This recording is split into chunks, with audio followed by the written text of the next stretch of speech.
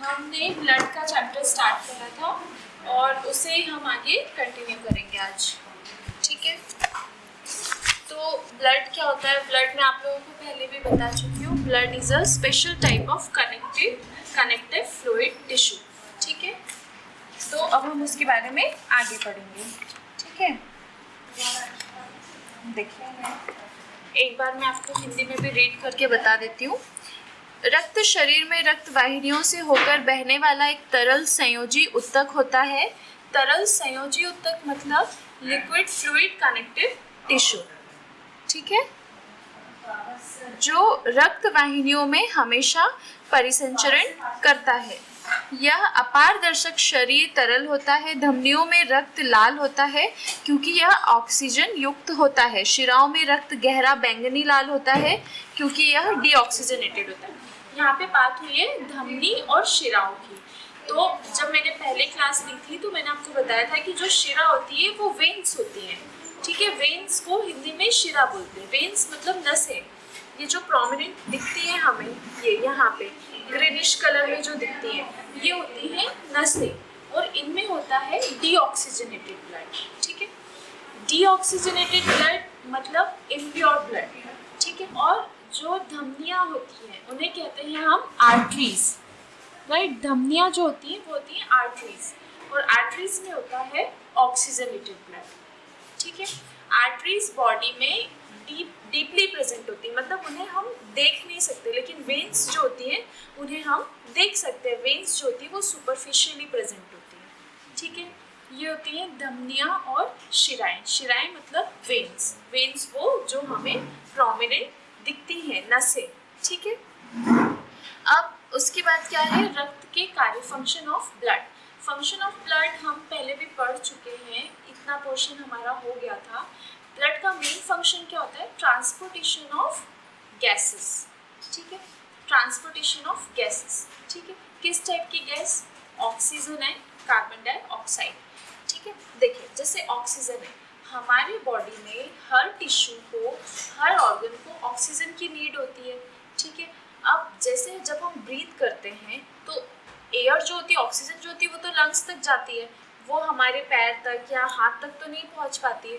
तो in body parts में हमें ऑक्सीजन की ज़रूरत होती है। तो इन बॉडी पार्ट्स में ऑक्सीजन कैसे पहुंचता है? ब्लड के थ्रू, ठीक है। अब ब्लड के थ्रू कैसे पहुंचता है ये भी मैं आपको प्रीवियसली एक्सप्लेन कर चुकी हूँ, फिर से एक बार एक्सप्लेन कर देती हूँ। ब्लड जो होता है, जो इम्प्योर ब्लड होता है, जो वेन्स होती हैं, वेन्स में होता है इम्प्योर ब्लड, जिसे हम बोलते हैं डीऑक्सीजनेटेड ब्लड, ठीक है। ये वेन्स पूरे बॉडी से डीऑक्सीजनेटेड वेन्स ब्लड कलेक्ट करके हार्ट में ले जाती है, ठीक है। हार्ट में ले जाती है। अब हार्ट में राइट साइड में हमेशा impure, that is deoxygenated blood होता है, और लेफ्ट साइड में होता है pure blood, which is oxygenated blood. तो अब राइट साइड ऑफ हार्ट जो है वहाँ से ब्लड जाता है लंग्स में, ठीक है। राइट साइड में सारा डीऑक्सीजनेटेड ब्लड कनेक्ट होता है और right side of the heart से वो जाता है कहाँ? लंग्स में, ठीक है। लंग्स में क्या होता है? लंग्स में डीऑक्सीजनेटेड ब्लड जाता है और वो वहाँ से ऑक्सीजनेटेड होता है। कैसे? जैसे जब हम ब्रीथ करते हैं, हम ऑक्सीजन लेते हैं, जैसे देखिए ऐसे ऑक्सीजन गया हमारे लंग्स में, तो वहाँ पे क्या हुआ? वहाँ पे जो ब्लड है उसने ऑक्सीजन ले लिया और कार्बन डाइऑक्साइड वापस कर दिया लंग्स को। जब कार्बन डाइऑक्साइड लंग्स में आता है तो लंग्स क्या करता है? हमने सांस छोड़ी तो ये हमारे क्या निकला? हमारे लंग्स के अंदर से कार्बन डाइऑक्साइड, ठीक है। तो इस तरीके से जब इम्प्योर ब्लड लंग्स में आता है तो वो अपनी कार्बन डाइऑक्साइड लंग्स को देता है और ऑक्सीजन लंग्स से ले लेता है। फिर लंग्स क्या करता है? कार्बन डाइऑक्साइड जैसे ही हम सांस छोड़ते हैं उसके थ्रू कार्बन डाइऑक्साइड को बॉडी से बाहर कर देता है, और जब हम इनहेल करते हैं, जब हम ऑक्सीजन लेते हैं, सांस लेते हैं, तो इस तरीके से जो ऑक्सीजन अंदर जाता है वो ब्लड को दे देता है। तो अब क्या हुआ है? अब इम्प्योर ब्लड जो है वो लंग्स में जाके कैसा हो गया? प्योर हो गया। पहले क्या था? डीऑक्सीजनेटेड, और अब क्या हो गया? ऑक्सीजनेटेड, क्योंकि अब ब्लड में आ गया है ऑक्सीजन, ठीक है। अब लंग्स में ब्लड प्योर हो गया है, ऑक्सीजनेटेड ब्लड हो गया है।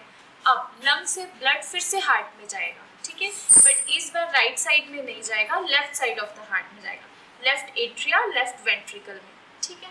लेफ्ट साइड में जब ऑक्सीजनेटेड ब्लड आएगा, अब लेफ्ट साइड में आ गया ऑक्सीजनेटेड ब्लड, अब left side of the heart से पूरे बॉडी में ब्लड पंप होगा।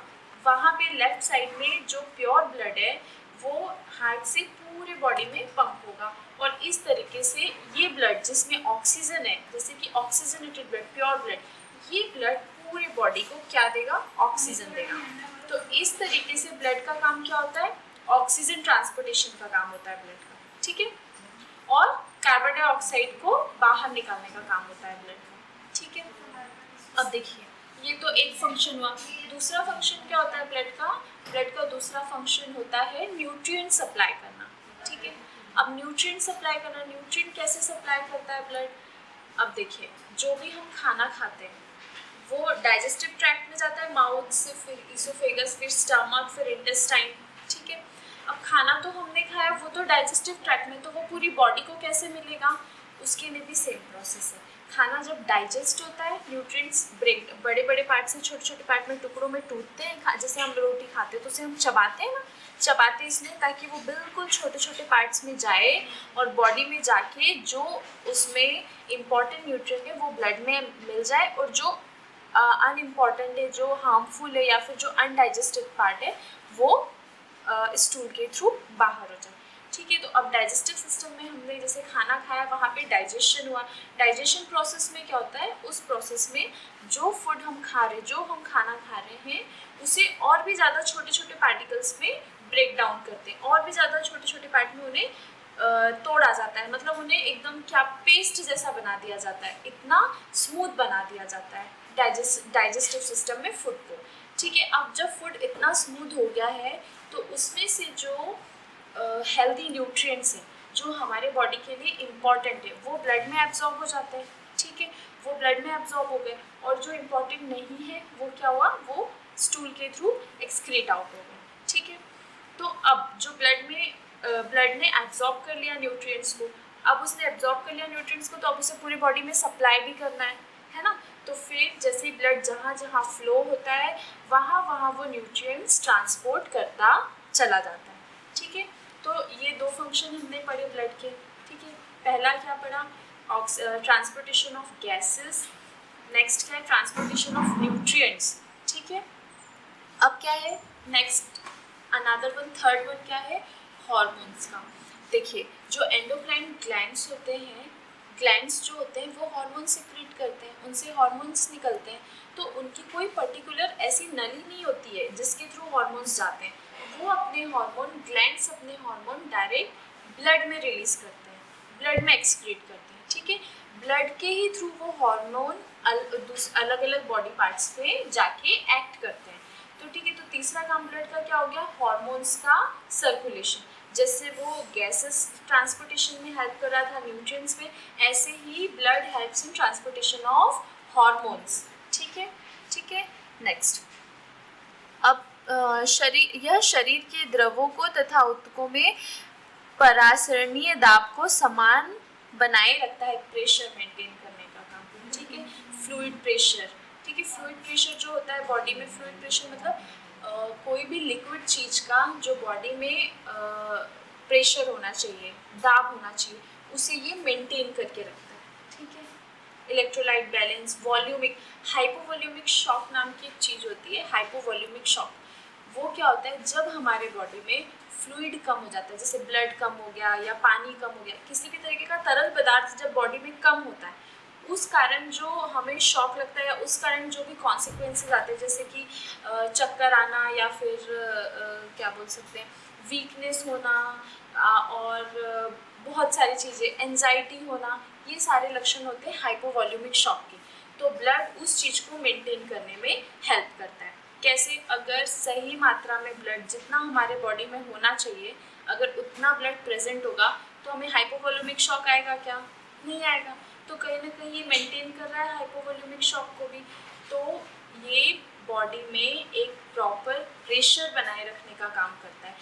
तरल लिक्विड प्रेशर, लिक्विड जितने भी लिक्विड फॉर्म में चीज़ें प्रेजेंट है, उस चीज़ का जो प्रेशर बना के रखना, दाब बना के रखना, उसमें ब्लड हेल्प करता है, ठीक है। और टेम्परेचर में भी, it maintains the temperature, blood temperature maintain करने में भी हेल्प करता है। नेक्स्ट, हाँ, कोगुलेशन, यह स्कंदन प्रक्रिया से रक्त की हानि को दूर करता है। स्कंदन मतलब कोगुलेशन, क्लॉटिंग, थक्का जमना। तो क्या होता है ब्लड में, क्या क्या होता है, अभी वैसे तो हमने पढ़ लिया है पर फिर से मैं आपको रिवाइज करके बताऊंगी कि ब्लड किन किन चीज़ों से बनता है। ब्लड जिन चीज़ों से बनता है उनमें से एक होता है प्लेटिलेट्स। ठीक है, प्लेटिलेट्स का काम क्या होता है? प्लेटिलेट्स का काम होता है कोगुलेशन का, थक्का जमाने का, खून का थक्का जमाने का काम होता है प्लेटिलेट्स का। ठीक है, तो इस तरीके से ब्लड खुद अपने हानि को रोकता है। कैसे?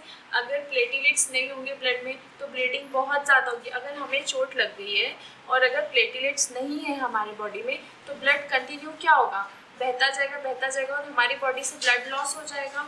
ठीक है, तो ब्लड का जो कंस्टिट्यूएंट है प्लेटिलेट्स, वो ब्लड के एक्सेसिव लॉस को रोकता है। ज़्यादा ब्लड अगर बह रहा है तो प्लेटिलेट्स क्लॉटिंग करते हैं जिसके कारण ब्लीडिंग बंद हो जाती है, ब्लीडिंग स्टॉप हो जाती है। ओके, तो इसलिए ब्लड कोगुलेशन की प्रोसेस के थ्रू हैमरेज को, ब्लीडिंग को भी रोकता है। ठीक है, रक्त में स्थित श्वेत रक्त कणिकाओं द्वारा जीवाणुओं को नष्ट कर देती है जो रोग प्रतिरोधक क्षमता को बढ़ाती है। देखिए, अब ब्लड में प्लेटिलेट्स के साथ डब्ल्यूबीसी भी प्रेजेंट होती है, आरबीसी भी प्रेजेंट होती है, डब्ल्यूबीसी भी और प्लेटिलेट्स भी। अब डब्ल्यूबीसी तो आप सबको पता है, डब्ल्यूबीसी क्या होते हैं? White blood cells. और वाइट ब्लड सेल्स का मेन काम क्या होता है? वाइट ब्लड सेल्स को हम पुलिसमैन या फिर सोल्जर ऑफ द बॉडी भी बोलते हैं। और सोल्जर्स का क्या काम होता है? पुलिसमैन का क्या काम होता है? हमारी रक्षा करना, हमें प्रोटेक्ट करना, किनसे? दुश्मनों से। सेम काम होता है डब्ल्यूबीसी का। अगर हमारे ब्लड में कोई भी कहीं से कुछ भी हार्मफुल बैक्टीरिया, वायरस या कोई भी ऐसी चीज़ आ गई जो हमारे शरीर को हानि पहुंचाएगी तो वो क्या करते हैं डब्ल्यूबीसी? वो उन्हें वहीं पे खा जाते हैं, मार देते हैं, ख़त्म कर देते हैं। तो इस तरीके से क्या होता है? इस तरीके से जो डब्ल्यूबीसीज होते हैं वो हमें फॉरेन पार्टिकल से भी, फॉरेन बैक्टीरिया से भी हमें प्रिवेंट करते हैं। तो ब्लड का दूसरा काम क्या होता है? ब्लड का काम होता है प्रोटेक्शन का भी। ठीक है, इम्यून सिस्टम को बिल्डअप करने का भी काम होता है ब्लड का। ठीक है, क्यों? क्योंकि उसमें डब्ल्यूबीसीज प्रेजेंट होते हैं। ठीक है, नेक्स्ट, ब्लड प्रेशर मेंटेन करना। प्रेशर की बात हमने पहले करी थी, अब ये ब्लड प्रेशर भी मेंटेन करता है। अगर नॉर्मल बॉडी में ब्लड है तो हमारा ब्लड प्रेशर ना ही लो होगा और ना ही ज़्यादा होगा। ठीक है, तो ब्लड क्या करता है? ब्लड प्रेशर मेंटेन करने में भी हेल्प करता है। ओके, अब नेक्स्ट, अब ब्लड में क्या क्या चीज़ें हैं? ब्लड बना किन किन चीज़ों से? वैसे तो मैं बता चुकी हूँ, डब्ल्यूबीसी, आरबीसी और प्लेटिलेट्स। इनके अलावा ब्लड में क्या होता है? इनके अलावा ब्लड में होता है प्लाज्मा। ठीक है, तो अगर हम देखेंगे तो ब्लड दो चीज़ों से मिलकर बना है। 55% ऑफ प्लाज्मा, 55% प्लाज्मा, और सेल्स 45% सेल्स। सेल्स में तो हमें पता है क्या क्या होता है सेल्स में? डब्ल्यूबीसी, आरबीसी और प्लेटिलेट्स। ठीक है, डब्ल्यूबीसीज क्या होती है? White blood cells. आरबीसीज क्या होते हैं? Red blood cells. और प्लेटिलेट्स क्या होते हैं? Erythrocytes, thrombocytes. एरिथ्रोसाइट्स हम आरबीसी को बोलते हैं, डब्ल्यूबीसी को ल्यूकोसाइट्स बोलते हैं और प्लेटिलेट्स को बोलते हैं थ्रोम्बोसाइट्स। क्यों बोलते हैं? क्योंकि वो थ्रोम्बस बनाते हैं। थ्रोम्बस क्या होता है? वही थक्का जमाना ब्लड का। ठीक है, तो सेल्स में 3 टाइप ऑफ सेल्स होती हैं। कौन कौन सी? डब्ल्यूबीसीज, आरबीसीज एंड प्लेटिलेट्स। और कितने परसेंट होती है ये? 45%। ठीक है, और अगर हम बात करेंगे प्लाज्मा की तो प्लाज्मा ब्लड में प्रेजेंट होता है 55% प्लाज्मा होता है ब्लड में और 45% सेल्स होती हैं। अब 55% प्लाज्मा में वाटर कितना होता है? 91.5%। 91% वाटर होता है, 7% प्रोटीन्स होते हैं और अदर जो कॉन्स्टिट्यूएंट्स हैं वो होते हैं कुछ 1.5%। ठीक है, तो प्लाज्मा में सबसे ज़्यादा अमाउंट में क्या प्रेजेंट होता है? वाटर, है ना। और फिर प्रोटीन में भी 3 टाइप्स ऑफ प्रोटीन प्रेजेंट होते हैं प्लाज्मा में और इन प्रोटीन्स को बोलते हैं प्लाज्मा प्रोटीन्स। ठीक है, 3 टाइप्स ऑफ प्लाज्मा प्रोटीन्स होते हैं। कौन कौन से बताइए? Albumin, globulin and fibrinogen. ठीक है, albumin, globulin and fibrinogen. Fibrinogen क्या होता है? Clotting factor. ठीक है, फिब्रिनोजन एक क्लॉटिंग फैक्टर होता है जो कि क्लॉटिंग में हेल्प करता है। क्लॉटिंग मतलब ब्लड को जमाना। कोगुलेशन, थक्का जमाना, ठीक है। अब देखिए, प्लाज्मा में 90 से 92% जल पाया जाता है। यह स्ट्रॉ के रंग जैसा होता है जिसमें द्रव्य और अन्य पदार्थों का संचरण होता है। यह रक्त की मैट्रिक्स होती है। रक्त की मैट्रिक्स मतलब ब्लड की मैट्रिक्स। अगर आपको याद हो तो मैंने आपको बताया था कि मैट्रिक्स क्या होता है। मैट्रिक्स क्या होता है? मैट्रिक्स एक गाढ़ा सा चिपचिपा सा तरल पदार्थ होता है, ठीक है। स्टिकी फ्लूइड होता है जो कि कलरलेस होता है। कलरलेस मतलब थोड़ा सा आप समझिए थोड़ा ब्राउनिश येलोइश कलर का होता है, ये हल्का ब्राउनिश कलर का होता है, जिसे हम स्ट्रॉ कलर भी बोलते हैं। स्ट्रॉ कलर का होता है प्लाज्मा, ठीक है। तो प्लाज्मा को हम क्या बोलते हैं? ब्लड का मैट्रिक्स। और मैट्रिक्स तो हमें पता ही क्या होता है। मैट्रिक्स क्या होता है? गाढ़ा चिपचिपा सा तरल पदार्थ, ठीक है, ओके। देखिए अब उसके बाद इसमें क्या प्रेजेंट होता है? वाटर। प्लाज्मा समझ में आ गया। प्लाज्मा में क्या प्रेजेंट होता है? वाटर। 91% of water. देखिए, जल बाह्य कोशिकाओं द्रव्य तथा अन्य कोशिकाएं द्रव्य की जल संयोजना को सामान्य रखता है। यह दोनों क्रियाओं में रासायनिक प्रतिक्रियाओं का विलय होता है। जल प्लाज्मा की कोशिकाओं ऊतकों तथा कोशिकाई द्रव्य को आसानी से उपलब्ध हो जाता है। वाटर का क्या काम होता है? हाइड्रेशन प्रोवाइड करना। हाइड्रेशन मतलब सेल्स के जो बाहर एक्सटर्नल और जो इंटरनल जो केमिकल रिएक्शन हो रही है उसमें जो वाटर की ज़रूरत पड़ती है, उसमें वाटर की ज़रूरत होती है, तो उस प्रोसेस में हाइड्रेशन का काम करना। हाइड्रेशन वर्ड जो है वो वाटर से ही रिलेटेड है, ठीक है, ठीक है। हाइड्रेशन वर्ड जहाँ भी हम सुनेंगे तो वो शब्द क्या होता है? वो पानी से ही रिलेटेड होता है।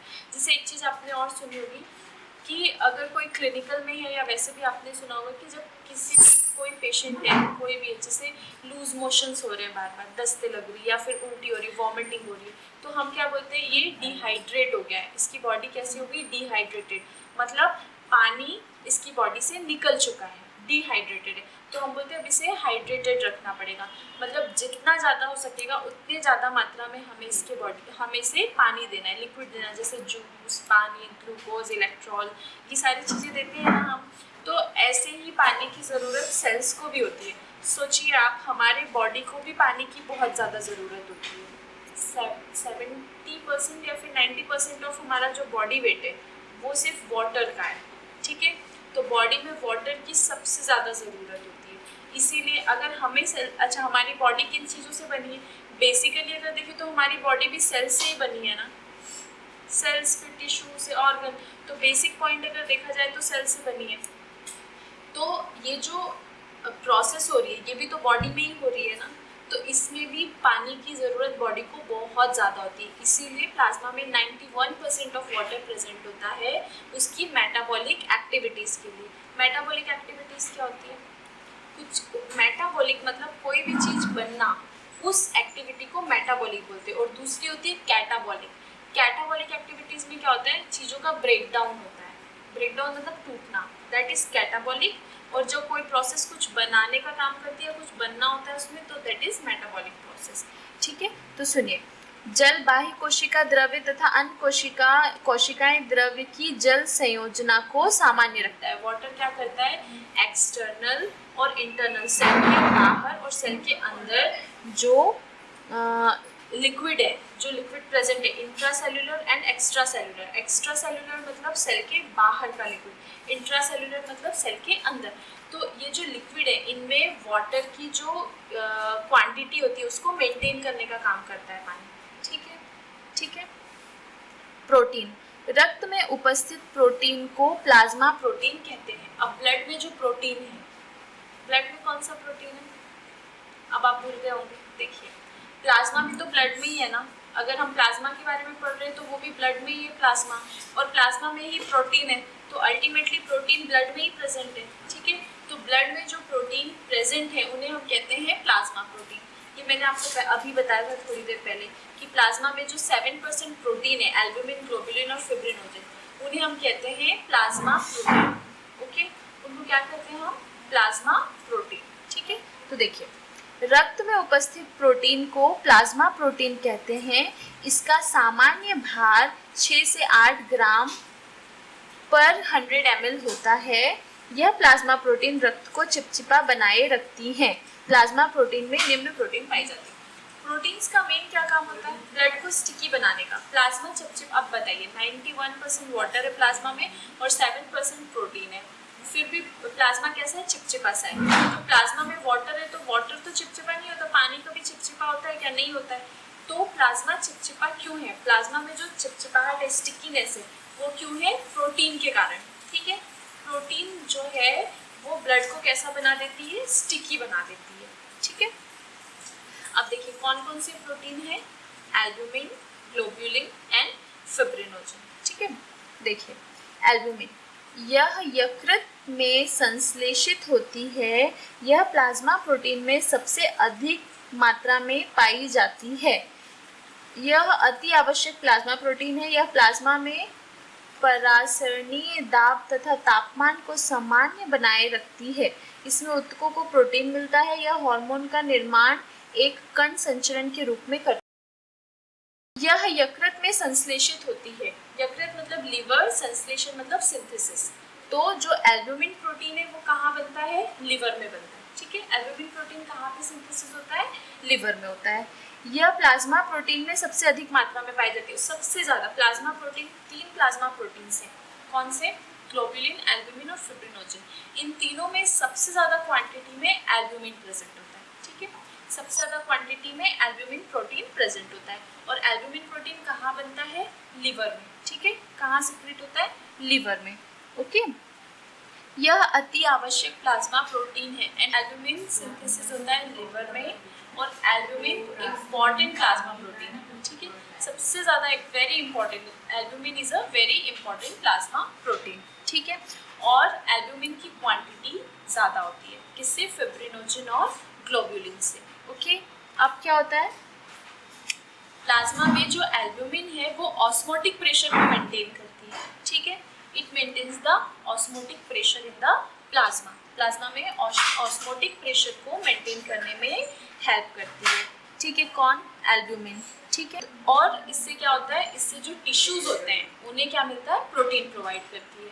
बिकॉज एल्ब्यूमिन इटसेल्फ, एल्ब्यूमिन खुद ही प्रोटीन है, तो वो टिश्यू को प्रोटीन प्रोवाइड करती है। अब टिश्यू क्या है? हम पढ़ रहे हैं ब्लड की बात, ब्लड में हम पढ़ रहे हैं प्लाज्मा। तो आप बोलोगे ब्लड प्लाज्मा, तो टिश्यू कहाँ से आ गया इसमें?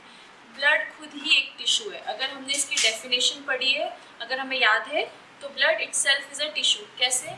Blood is a fluid connective tissue. Tissue में भी कौन सा टिश्यू है? कनेक्टिव टिश्यू है। ठीक है, फ्लूइड यानी कि तरल, liquid. Blood is a fluid connective tissue. तो blood itself is a tissue, blood खुद एक टिश्यू है। तो उसमें उस टिश्यू को प्रोटीन की जो ज़रूरत होती है, तो प्रोटीन कौन प्रोवाइड करता है? एल्ब्यूमिन। ठीक है ना? क्यों? Albumin itself is a protein. Albumin खुद ही एक प्रोटीन है। और क्या करती है? इट फॉर्म्स, और ये क्या करती है? हार्मोन्स बनाने के काम में, ग्रैन्यूल्स के फॉर्म में हार्मोन फॉर्मेशन का काम करती है। ठीक है, एल्ब्यूमिन समझ में आया? नेक्स्ट पढ़ते हैं हम ग्लोब्यूलिन। ग्लोब्यूलिन दूसरा प्रोटीन है। एल्ब्यूमिन समझ में आ गया। एल्ब्यूमिन को मैं एक बार वाइंड अप कर देती हूँ।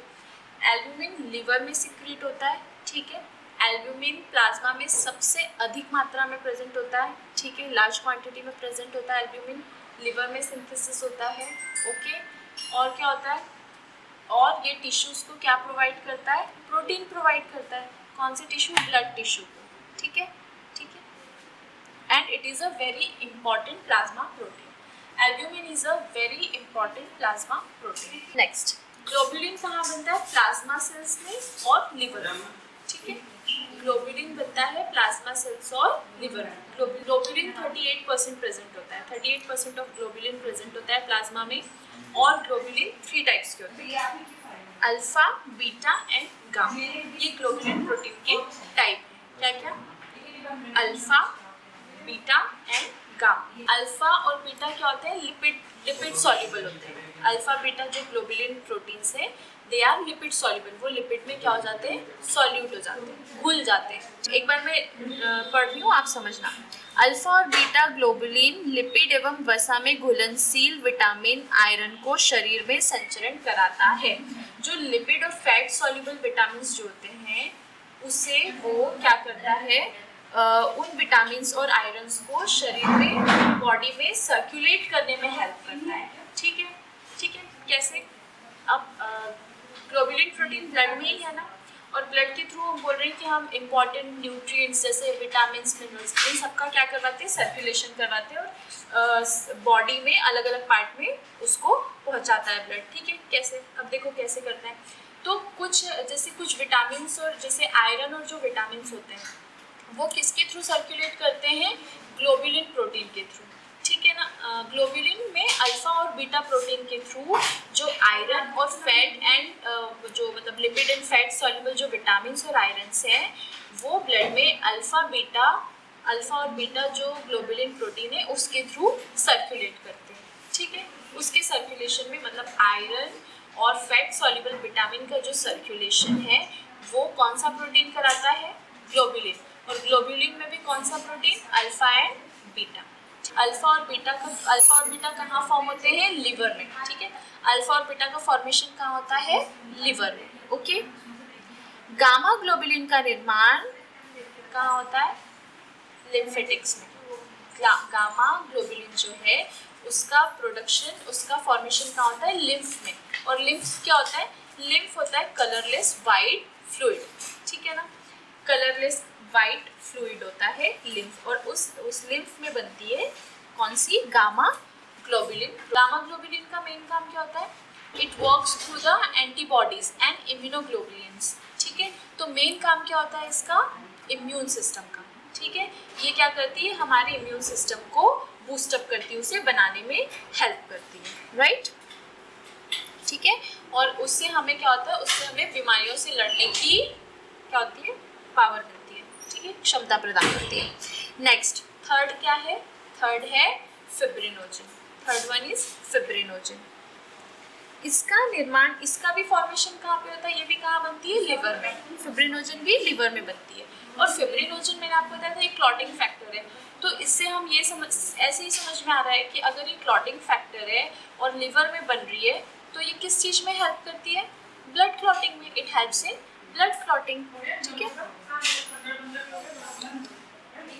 जो प्लाज्मा प्रोटीन का 70% भाग होता है, फिब्रिनोजन 70% प्रेजेंट होती है प्लाज्मा। फिब्रिनोजन प्रोटीन कितने परसेंट होती है? 70%। और इससे पहले वाली ग्लोबुलिन दैट इज 38% प्रेजेंट होती है। ठीक है, जब फिब्रिनोजन तथा अन्य सहायक स्कंदन तत्व को हटाने के बाद प्लाज्मा में बचा हुआ द्रव्य सीरम कहलाता है। अब फिब्रिनोजन को अगर हम हटा दें और इसमें जो क्लॉटिंग फैक्टर है किसमें? प्लाज्मा में। प्लाज्मा से अगर हम फिब्रिनोजन और इसके अलावा भी जो क्लॉटिंग फैक्टर है उसको अगर रिमूव कर देंगे तो प्लाज्मा में जो बचा हुआ सब्सटेंस होगा उसे हम कहते हैं सेरम। ठीक है, प्लाज्मा से अगर हम क्लॉटिंग फैक्टर को हटा दें, फिब्रिनोजन और उसके अलावा जो क्लॉटिंग फैक्टर है उन्हें अगर हम सेपरेट कर दें, उससे अलग कर दें, तो जो बचा हुआ पार्ट होता है उसे हम क्या कहते हैं? सेरम के। जो नेक्स्ट जो अन्य घटक थे, अदर्स हमने पढ़ा था ना 1.5 प्लाज्मा में हमने 3 चीजें पढ़ी थी, 91% of water, 7% of protein and 1.5% कुछ अदर सब्सटेंस पढ़े थे। अब वो अदर सब्सटेंस क्या होते हैं? Plasma electrolytes. ठीक है, न्यूट्रिएंट्स और गैसेस, उन अदर सब्सटेंस में आता है plasma electrolytes, nutrients and gases. Electrolytes क्या होते हैं? इलेक्ट्रोलाइट्स होते हैं सॉल्ट, जैसे कि सोडियम, पोटेशियम, ये जो होते हैं ये इलेक्ट्रोलाइट्स होते हैं। ठीक है, और पोषक तत्व न्यूट्रिएंट्स क्या होता है? कार्बोहाइड्रेट्स। ठीक है, कार्बोहाइड्रेट, ग्लूकोज, प्रोटीन, ये आते हैं किसमें? ये आते हैं हमारे न्यूट्रिएंट्स में। ओके, एंड गैस क्या होता है? सबको पता है, ऑक्सीजन, कार्बन डाइऑक्साइड, यही प्रेजेंट होगी। तो जो अदर वाला जो पार्ट है 1.5% में होता है plasma electrolytes, that is sodium, potassium, है ना। फिर नेक्स्ट है न्यूट्रिएंट्स में कार्बोहाइड्रेट, प्रोटीन्स, ये होते हैं, एंजाइम्स भी होते हैं।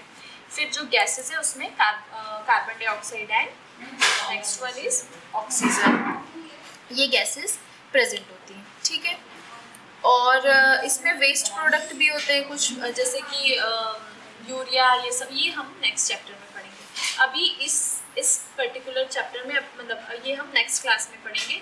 अभी इस क्लास में हम इतना ही पढ़ेंगे। तो इस क्लास में हमने क्या क्या पढ़ा, एक बार मैं आपको रिवाइज करा देती हूँ कि ब्लड क्या है, व्हाट इज ब्लड। ठीक है। तो ब्लड एक फ्लूइड कनेक्टिव टिश्यू है, ठीक है। नेक्स्ट हमने पढ़ा ब्लड के फंक्शंस, कि ब्लड के फंक्शंस क्या क्या होते हैं। कार्य, रक्त के कार्य, transportation of gases, nutrients, hormones, ठीक है, ये फंक्शन थे। और क्या था, it maintains blood pressure, it maintains temperature, ठीक है, टेम्परेचर मेंटेन करता है blood, it maintains acid base balance, acid base balance को भी मेंटेन करके रखता है ब्लड, ठीक है। It prevents from foreign bacterias, viruses, कैसे, WBC के through. It helps in boosting up immune system, क्योंकि उसमें WBCs होती है।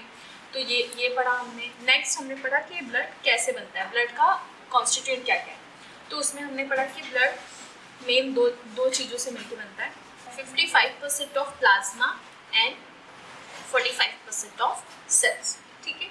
इन चीज़ों से मिला था ब्लड। सेल्स में क्या क्या थी, RBC, WBC एंड प्लेटलेट्स, ठीक है। प्लाज्मा में 91% वाटर, ठीक है, 7% प्रोटीन एंड 1.5% अदर सब्सटेंस, ठीक है। प्रोटीन्स में एल्ब्यूमिन, ग्लोब्यूलिन एंड फिब्रिनोजन, ठीक है। और अदर सब्सटेंस में क्या क्या था, इलेक्ट्रोलाइट्स, न्यूट्रिएंट्स एंड गैसेस। ये था कंप्लीट, ये हमने अभी तक पढ़ा ब्लड के बारे में। नेक्स्ट में हम पढ़ेंगे सेल्स के बारे में। अभी तक हमने प्लाज्मा का डिस्क्रिप्शन पढ़ा, नेक्स्ट में हम पढ़ेंगे सेल्स में। सेल्स में जैसे RBCs, WBCs एंड प्लेटलेट्स।